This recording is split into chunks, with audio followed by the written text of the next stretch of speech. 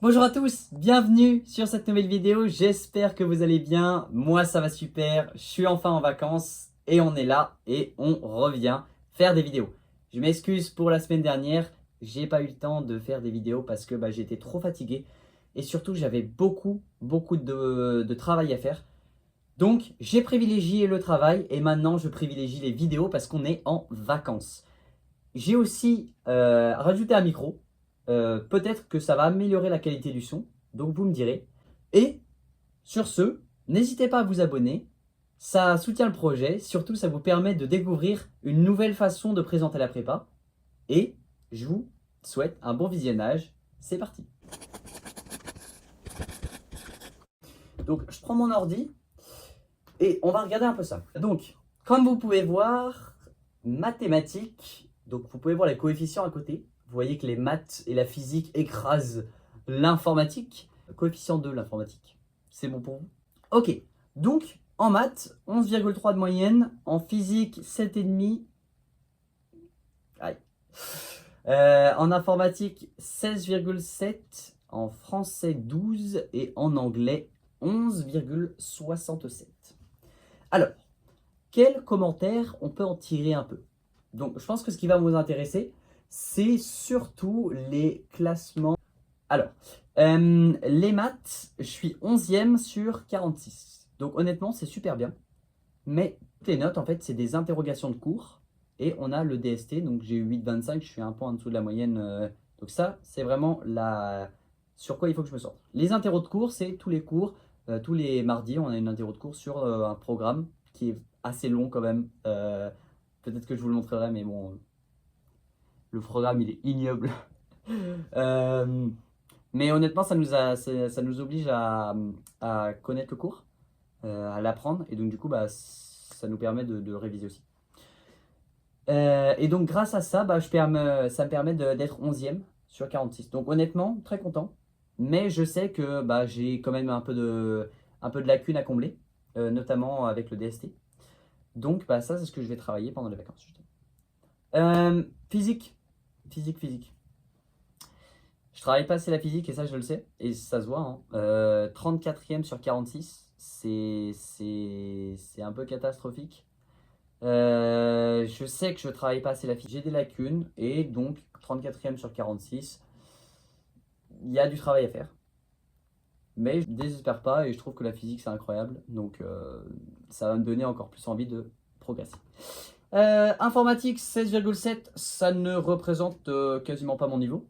Parce que c'était un DM. Et donc ça représente pas trop. Je sais qu'il y a un gars qui code Mario. Un de mes potes qui code Mario sur Python. Moi, honnêtement, j'ai un niveau moyen en info. Lui, il code. Et j'ai le meilleur note que lui. Donc je vous dis, c'est pas trop représentatif pour l'instant. Après, français 12. 12 ODST. C'est pas mal. 17e sur 46. Honnêtement, c'est cool. Sachant que en fait, le français, je vous explique rapidement, on a un texte, on doit le contracter, c'est-à-dire que on a 2 heures pour en faire un résumé où on doit garder les idées principales, s'il y a des exemples importants, les mettre, et on a 200 mots maximum, il me semble. Et pour justement résumer un texte il faisait 3 pages le dernier. Voilà. Donc 12, la moyenne à 11,2, pas mal. Ok. Et anglais, ça c'est vraiment une matière dans laquelle je veux vraiment progresser. J'ai vraiment envie de travailler l'anglais.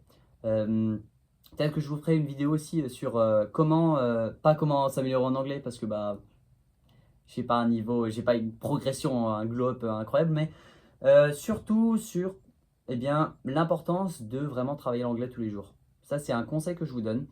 Travailler l'anglais tous les jours. Même si c'est 10 minutes, même si c'est 20 minutes. 20 minutes, c'est idéal.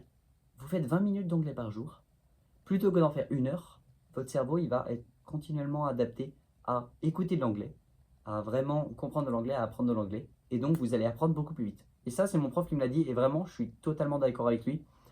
Et je le remercie d'ailleurs pour cette méthode, parce que vraiment quelque chose qui peut vous aider si vous êtes moyen en langue et si vous voulez progresser plus rapidement que d'habitude. Il faut quand même travailler, bien sûr. Et tout ça nous donne une moyenne de 10,5, donc 27e sur 46. Je suis au-dessus de la moyenne de classe, mais je suis en dessous de la moyenne des élèves. C'est-à-dire qu'il y a beaucoup de personnes qui ont une bonne moyenne, enfin qui ont une moyenne au-dessus de moi, et il y a pas mal de personnes qui ont en dessous aussi. Bref, donc j'espère que ça peut vous permettre de vous rendre compte. Si vous voulez, là je vais pas le détailler parce que ça fait déjà beaucoup, mais je vais vous mettre le programme de colle là, mes résultats aussi.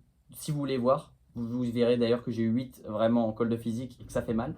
Sinon, dans le reste, je me débrouille assez bien en colle et je trouve ça trop cool comme exo.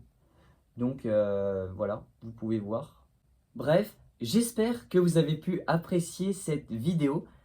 Juste un petit point rapidement sur les notes que je vous ai montrées, qui est un peu mon bulletin donc École Directe, je pense que vous connaissez. Il n'y a pas la SI et la chimie. On a eu 2 notes, donc si vous voulez, je peux vous montrer.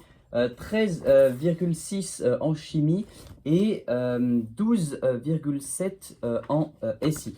Donc si ça vous intéresse, donc là je suis dans les deux un petit peu au-dessus de la moyenne, donc ça va me permettre de gratter 1 ou 2 places dans la classe. Mais bon, en général, vous avez pu voir un peu eh bien, mes débuts. J'espère que cette vidéo vous aura plu, j'espère que vous avez pu apprendre de nouvelles choses, j'espère aussi que vous êtes resté jusque-là.